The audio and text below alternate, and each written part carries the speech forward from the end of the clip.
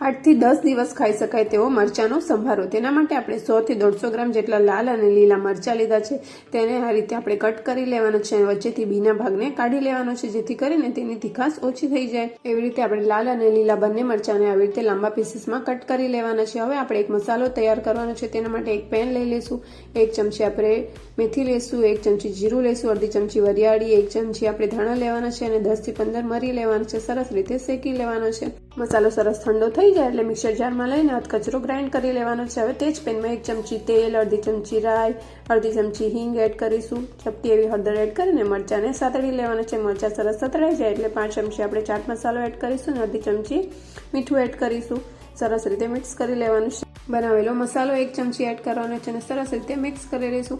આપણા સરસ મજાનો ટેસ્ટી એવો મરચાંનો સંભારો તૈયાર છે। આ સંભારા સાથે બેની જગ્યાએ 4 રોટલી ખવાઈ જશે, એટલો સરસ ટેસ્ટી બનશે, તો જરૂરથી ટ્રાય કરજો।